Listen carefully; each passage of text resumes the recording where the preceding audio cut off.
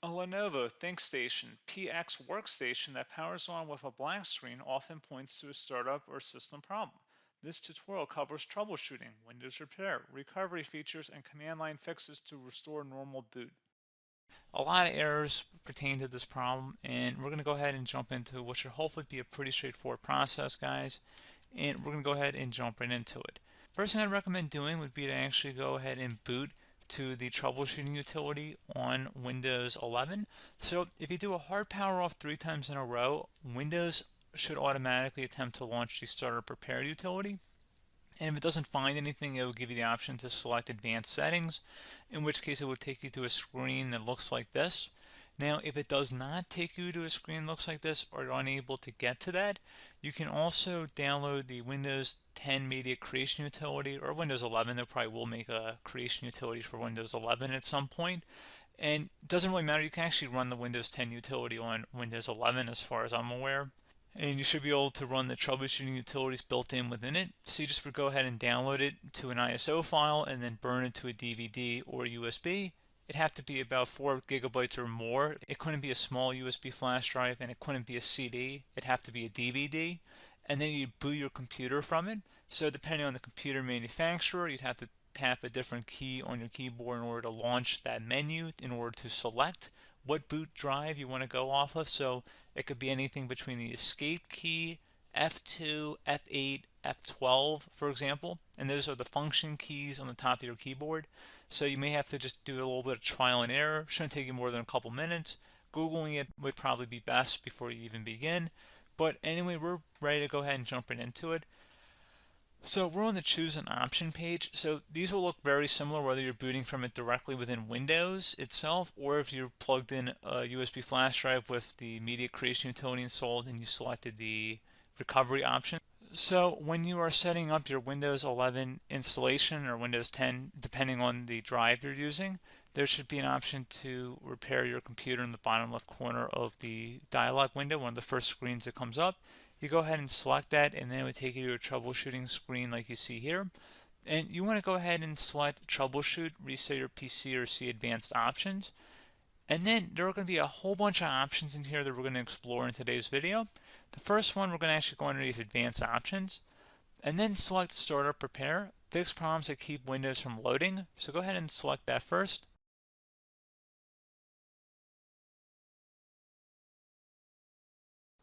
Okay, so you can see it could not repair our PC. That was our first option we could try.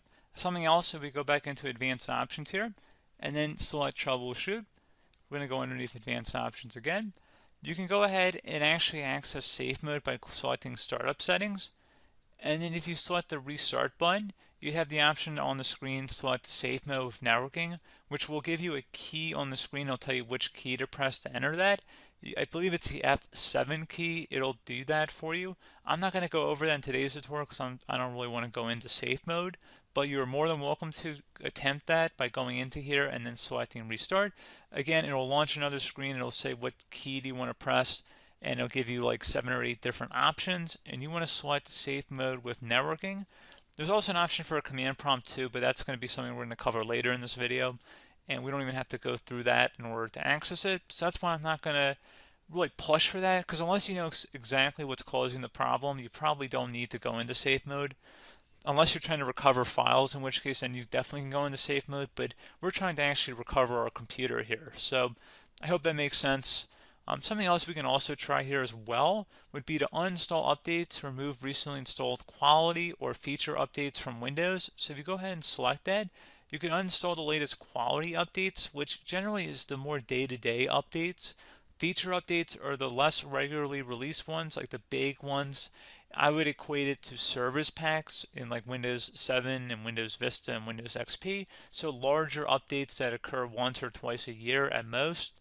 And the quality updates are more just a regular update. So probably obviously depend, it'll take longer if you're going to try and uninstall the latest feature update versus quality update. And maybe you don't need to go back that far. So just giving you guys a couple pointers with that. Something else you can also look at here, and we're going to jump into the command prompt in a little bit, but you can select System Restore, which will use a restore point recorded on your PC to restore Windows.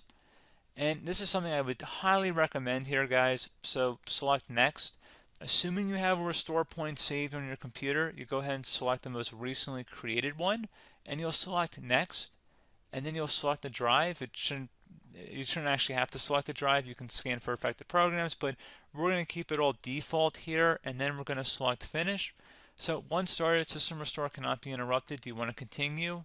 I think we're going to select yes. I don't think we have anything better to do on our computer right now, so just give it a moment here to initialize. It will take a couple minutes to run, obviously depending on how large your hard drive is and how much is saved on the system restore point. So just give it a couple minutes here.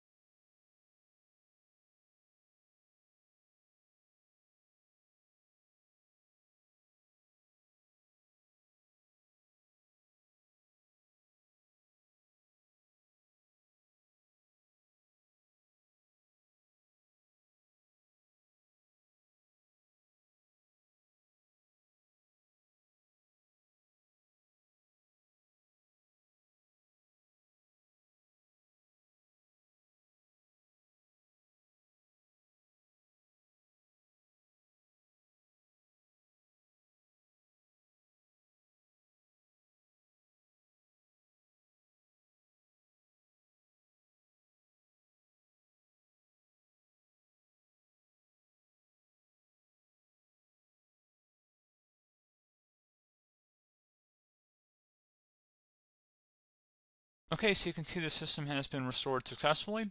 We're going to go over a couple different methods in addition to that if that did not work. So I'm just going to pause the video and we're going to start back on the recovery screen that we started with. Okay, so a couple other things we can try here too. If you go back into troubleshoot, you can select reset your PC, while you choose to keep or remove your personal files and then reinstalls Windows.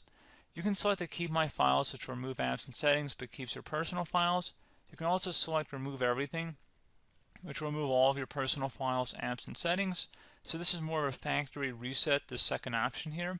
First option, it should not delete all of your personal files. However, it will pretty much clear most of your programs. And keep in mind, there's no guarantee that your information, number one, is even still available and easily recoverable on your computer to the point that you actually would be able to recover anything.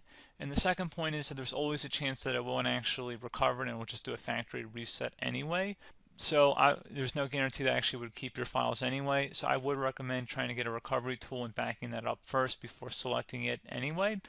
But again, those are a couple different options. And then something else you can try here if you go back to the choose an option. Another option, if you go underneath choose an option and select troubleshoot, advanced options, and now select where it says command prompt.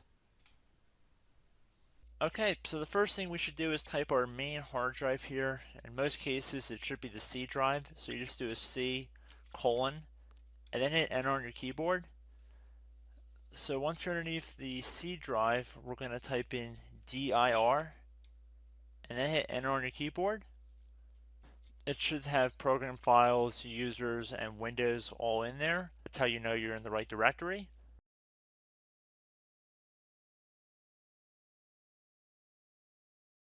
In some cases, it might be the D drive as well, so just keep that in mind.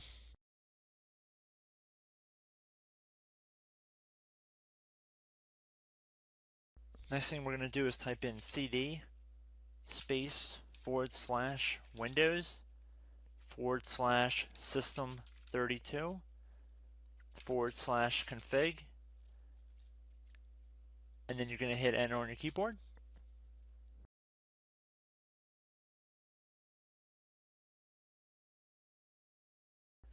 So now you're going to type md space backup. If you've seen other tutorials, it might also say to put down md backup.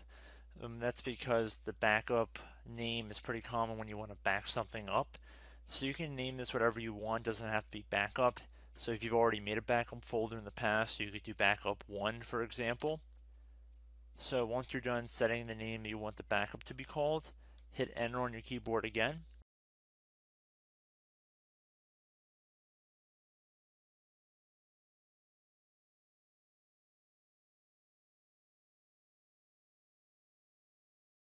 At this point, you want to type copy, C-O-P-Y, space.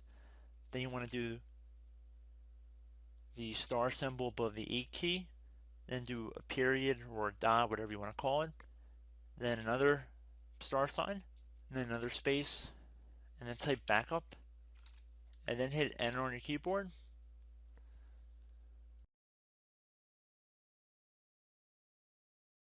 Now you want to type CD reg back, R-E-G-B-A-C-K, and then hit enter on your keyboard. So now that we are under the reg back, so now you want to type dir again, and then hit enter.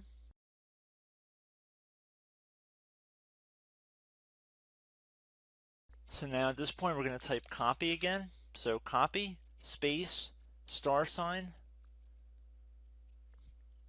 dot, another star sign, space, and then 2 dots. So we're going to type copy, space, star sign, dot, sign, star sign, dot, dot, and then hit enter on your keyboard again. So for overwrite, you want to overwrite all. So type A on your keyboard, so capital A, and then hit enter on your keyboard.